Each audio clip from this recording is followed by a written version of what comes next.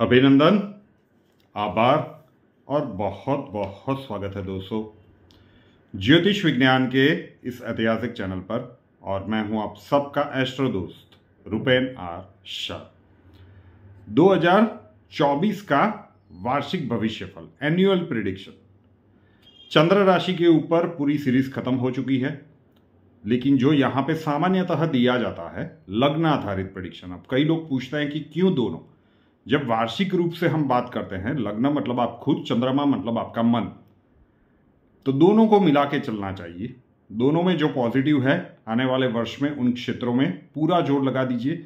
दोनों में जो नेगेटिव है वहां पे बहुत ज्यादा संभल के रहिए, और लग्न वाला जो नेगेटिव पीरियड है उसमें ज्यादा कॉशियस रहिए। ये पूरी प्रिडिक्शन स्लो मूविंग प्लैनेट्स मतलब देवगुरु बृहस्पति, शनिदेव, राहु, केतु और आपके लग्नेश बनते हैं शुक्र, तो उनके ऊपर आधारित है। समय अंतराल को ध्यान से समझ लीजिएगा और उसके अकॉर्डिंग प्लान कीजिएगा। जो भी मंथ को हम 10-10 दिनों में बांट देते हैं, डेट वाइज प्रिडिक्शन 10-10 दिनों का आता है, उसमें बाकी के ग्रह भी ऐड होते हैं, तो और भी प्रिसाइज करने की हम कोशिश करते हैं।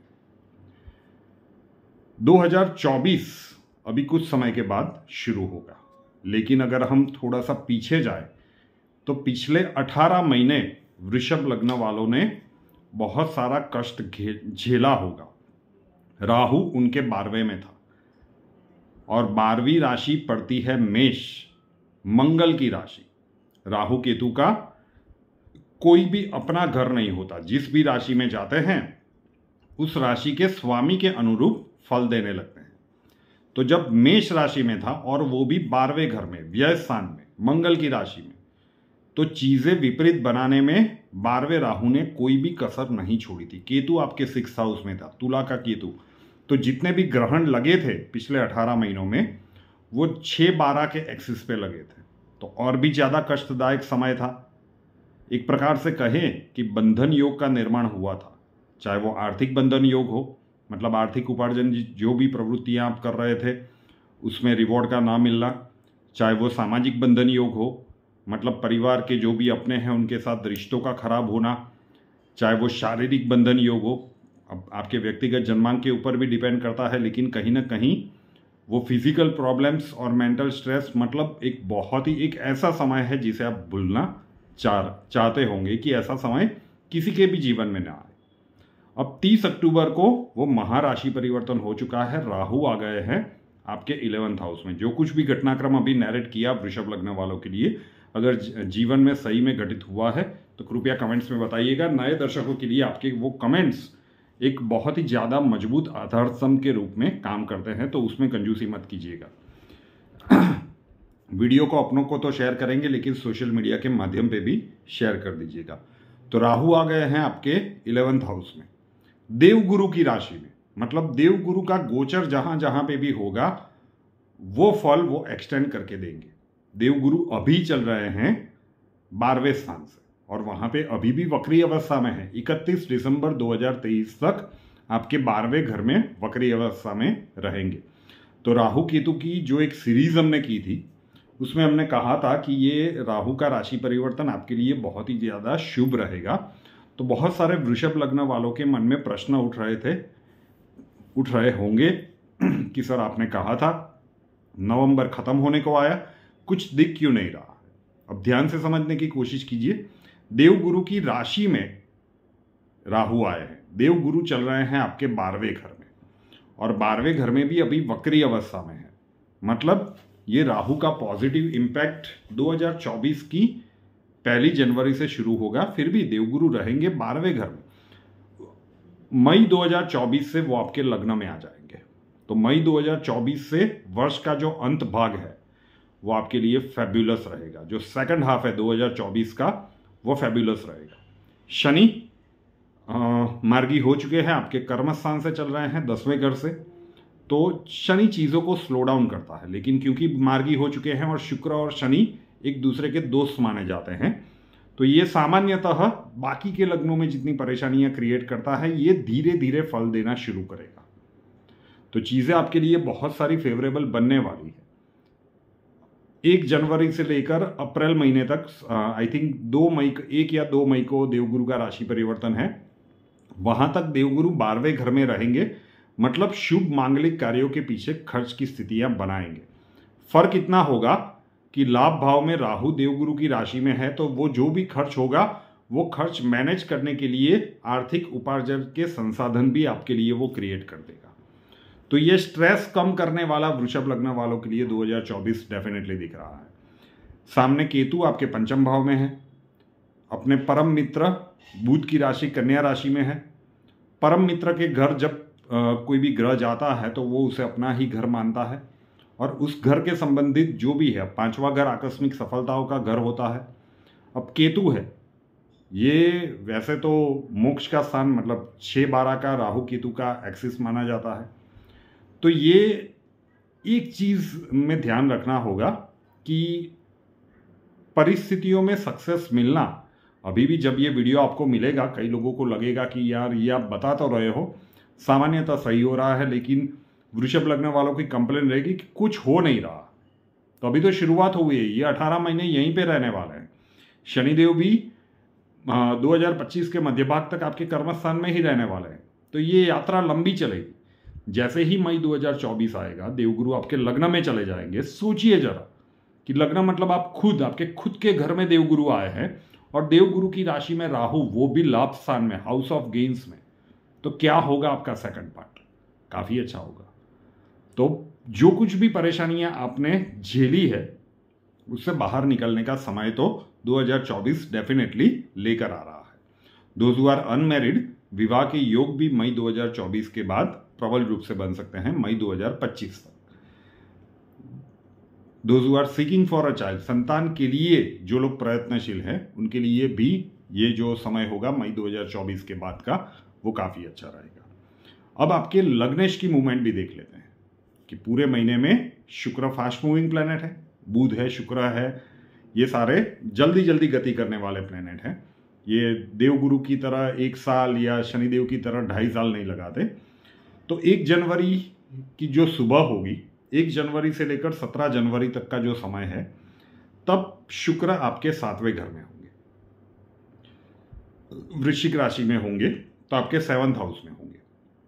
7th हाउस डिनोट करता है आपके दाम्पत्य जीवन को। तो अगर दाम्पत्य जीवन में कुछ भी परेशानियां चल रही है मैरिज लाइफ के स्पाउस के साथ, वो ट्यूनिंग सेट करने के लिए काफी अच्छा है। 7th हाउस होता है आपके कार्यक्षेत्र का, तो वो भी आपके लिए अच्छा है। तो आधा जनवरी आपके लिए पॉजिटिव है। उसके बाद 18 जनवरी 2024 से लेकर 11 फरवरी 2024 तक शुक्र, मतलब आपके जो लग्नेश है, वो आपके 8वें घर में जाएंगे। 8वां घर ठीक नहीं माना जाता, तो उस समय अंतराल में कोई भी बड़े या रिस्की डिसीजन नहीं लेने चाहिए। पहला जो विपरीत समय अंतराल है आपके लिए, क्योंकि लग्नेश 8वें में जा रहे हैं, ओवरऑल स्लो मूविंग प्लैनेट्स तो जहां पे हैं वहीं पे रहेंगे। देवगुरु मई में लग्न में आ जाएंगे, वो आपको समझा दिया। अब लग्नेश की बात करते हैं, तो पहला जो नेगेटिव टाइम स्पान आपके लिए हो सकता है वो है 18 जनवरी 2024 से लेकर 11 फरवरी 2024। अच्छे से नोट कर लीजिएगा। उसके बाद 12 फरवरी 2024 से लेकर 6 मार्च 2024 तक शुक्र आपके भाग्य स्थान में आएंगे। लग्नेश आपके भाग्य स्थान में, सुपर पॉजिटिव समय है। पूरी तरह से आपके जितने भी इंपॉर्टेंट काम है इस समय अंतराल में आपको प्रयास कर लेना चाहिए। लक का सपोर्ट भरपूर मिलेगा, क्योंकि लग्न का मेन प्लैनेट लग्नेश वो आपके भाग्य स्थान में जा रहा है, सुपर्ब है। उसके बाद 7 मार्च 2024 से लेकर 30 मार्च 2024 तक, मतलब पूरा मार्च महीना यही लग्नेश जाएंगे आपके कर्म स्थान में। शनिदेव वहां पहले से है और शनि और शुक्र मित्र है, तो लग्नेश का कर्म स्थान में जाना मतलब कैरियर प्रोस्पेक्ट्स में बहुत सारी नई अपॉर्चुनिटीज क्रिएट कर सकता है।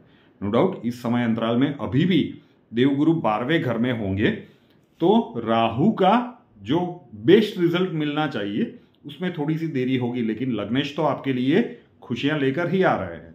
एक समय अंतराल मैंने बताया 18 जनवरी से लेकर 11 फरवरी तक, और उसके बाद 9th हाउस में 10th हाउस में फिर 31 मार्च 2024 से लेकर मार्च के आखिरी दिन से लेकर 24 अप्रैल 2024 तक, 31 मार्च से लेकर 24 अप्रैल तक शुक्र आपके 11th हाउस में जाएंगे, हाउस ऑफ गेन्स में जाएंगे। वहाँ पे राहु पहले से उपस्थित है, मतलब वहाँ पे शुक्र राहु की युति बनेगी। है काफ़ी अच्छा, बहुत ज़्यादा पॉजिटिव रिजल्ट्स वो आपको दे सकते हैं, लेकिन शुक्र राहु की युति है तो इस समय अंतराल के दौरान राहु क्योंकि इल्यूजन क्रिएट करने वाला ग्रह है, तो ये जब लग्नेश हाउस ऑफ गेन्स में जाएंगे, उनके साथ युति बनेगी, तो ये आपको ऐसी राह पर जाने के लिए प्रेरित करेंगे जो सैद्धांतिक रूप से सीधा रास्ता ना हो। तो वहाँ पे अपने विचारों के ऊपर अमल करने से पहले आपको ज़्यादा सोचना होगा। टाइम पॉजिटिव है, लेकिन क्योंकि शुक्र राहु की युति बन रही है तो सावधानी रखनी पड़ेगी। मैं फिर से कह रहा हूँ, टाइम पॉजिटिव है, लेकिन राहु इल्यूजन क्रिएट करता है। ये आपको गलत दिशा में दौड़ने के लिए प्रेरित करेगा। आपके लग्न का खुद प्लैनेट जब उसके साथ युति में बैठा हुआ होगा। उसके बाद 25 अप्रैल 2024 से लेकर 18 मई 2024, 25 अप्रैल के आखिर के कुछ दिन और ऑलमोस्ट आधा मई का महीना, लग्नेश जाएंगे आपके 12वें घर में, शुक्र जाएंगे आपके 12वें घर में। अब लग्नेश 12वें घर में जाता है तो ये नेगेटिव समय होता है, तो ये एक दूसरा समय अंतराल है जो आपके लिए नेगेटिव है। जो भी नेगेटिव समय अंतराल है, वीडियो को 1-2 बार आगे पीछे करके सुनिएगा और एक जगह पे नोट डाउन कर लीजिएगा इन समय अंतरालों को। इन समय अंतराल में वाद विवाद से बचिए, हेल्थ सेक्टर में ध्यान रखिए, व्हीकल ध्यान से चलाइए, कोई भी बड़े डिसीजन मत लीजिए, मतलब संभाल के निकाल दीजिए, ठीक। उसके बाद 19 मई 2024 से लेकर 11 जून 2024 तक में लग्नेश आपके लग्न में आएंगे। अब सोचिए जरा, तब तो देवगुरु भी लग्न में आ चुके होंगे, मतलब राहु का जो प्रभाव है देवगुरु का वो लग्न का एक्सटेंड हो रहा होगा।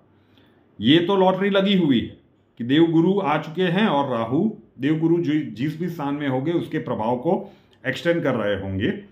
और 19 मई से लेकर 11 जून का जो समय है उसमें लग्नेश भी अपने घर में आ गए हैं, मतलब लॉटरी के ऊपर जैकपॉट लगने की बात हुई।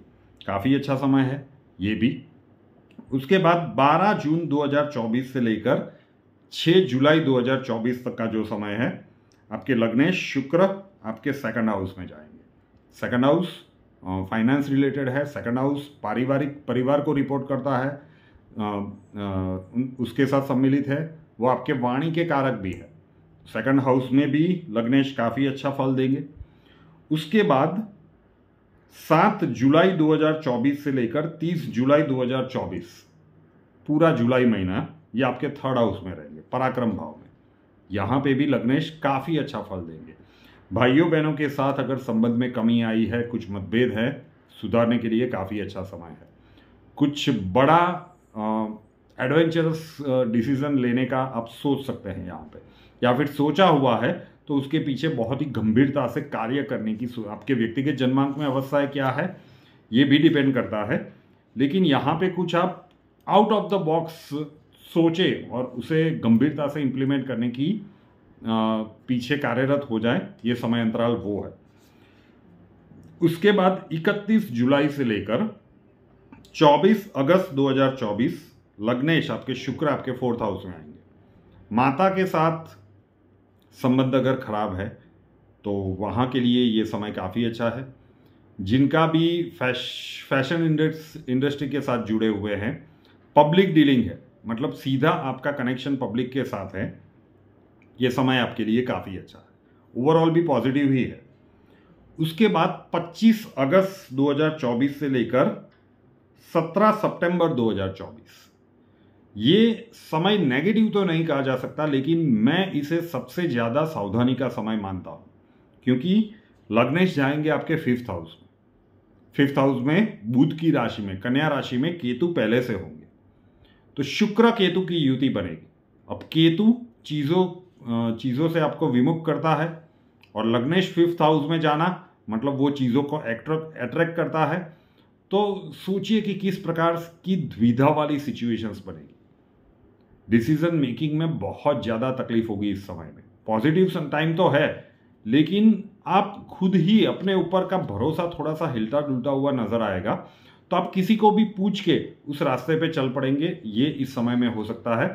तो पॉजिटिव समय है, लेकिन ये समय कोई बड़े डिसीजंस लेने का बिल्कुल नहीं है। उसके बाद 17 नवंबर 2024 से लेकर 12 अक्टूबर 2024 आपके लग्नेश आपके छठे घर में जाएंगे। वैसे तुला राशि है, मतलब राशि का स्वामी शुक्र हुआ, आपके लग्नेश और षष्ठेश एक ही होते हैं, लेकिन छठवें घर में लग्नेश अच्छा फल नहीं देते शुक्र की अगर हम बात करें तो ये समय आपको सावधानी के साथ निकालना है। बहुत छोटे छोटे से समय है, लेकिन क्योंकि आपका लग्नेश फास्ट मूविंग प्लैनेट है तो यहाँ पे बहुत सारे आएंगे। अब जिनका देवगुरु या शनिदेव हुआ उन लग्नों में शायद इतना लंबा वीडियो नहीं चलेगा, लेकिन ये आपको पूरा प्लानिंग कैसे करना है इसका समझ में आ जाए, इसलिए इतनी सारी मेहनत की गई है। उसके बाद 13 अक्टूबर 2024 से लेकर 6 नवंबर 2024, 13 अक्टूबर से 6 नवंबर शुक्र वापिस आपके 7th हाउस में आएंगे। जहां से 1 जनवरी को शुरुआत हुई थी वहां पे आ जाएंगे, तो ये भी 7th हाउस में आना आपके लिए पॉजिटिव रहेगा। 7 नवंबर 2024 से लेकर 1 दिसंबर 2024, मतलब नवंबर का महीना थोड़ा सा नेगेटिव रह सकता है। पहला सप्ताह छोड़ दीजिए, 7 नवंबर से 1 दिसंबर शुक्र आपके 8वें घर में जाएंगे। फिर से 18 जनवरी से 11 फरवरी भी 8वें घर में थे, एक ही साल में ये दूसरी बार 8वें घर में आएंगे, तो ये फिर से एक बार नेगेटिव समय अंतराल रह सकता है। 8वें घर का लग्नेश ठीक नहीं माना जाता। और 2 दिसंबर से लेकर 27 दिसंबर 2024, मतलब पूरा दिसंबर महीना शुक्र आपके भाग्य स्थान में रहेंगे।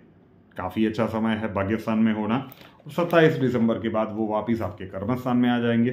तो ओवरऑल आपको पता चल चुका कि किस प्रकार का 2024 का वर्ष आपके लिए रहने वाला है। कमेंट्स में बताइएगा कि जो कुछ भी शुरुआत में कहा वो घटनाक्रम हुए हैं या नहीं। वीडियो को लाइक कीजिएगा अपनों में और सोशल मीडिया में शेयर जरूर से कीजिएगा। रूपेनार शाह नाम के इस यूट्यूब चैनल को अभी तक सब्सक्राइब नहीं किया है तो कर लीजिए, साथ वाला बेल आइकॉन दबा दीजिए और उसके बाद 3 ऑप्शंस आएंगे, ऑल के ऊपर क्लिक कर दीजिए ताकि हर नए वीडियो की नोटिफिकेशन आपको सबसे पहले मिलती रहे। हमसे अगर लाइफ के किसी प्रॉब्लम के लिए सॉल्यूशन चाहते हैं, स्वागत है आपका। व्हाट्सअप नंबर थंबनेल में दिया हुआ है, कॉल मत कीजिएगा, कॉल्स हम नहीं ले पाएंगे। अपना नाम, बर्थ डिटेल्स और प्रॉब्लम्स डिटेल्स के साथ व्हाट्सअप नंबर 9714443110, 9714443110 उसके ऊपर लिख दीजिए। अक्षय जी आपको वहां पे मिलेंगे, प्रोसीजर वहां पे समझा दिया जाएगा। नए वीडियो के साथ फिर मिलेंगे। जय हिंद।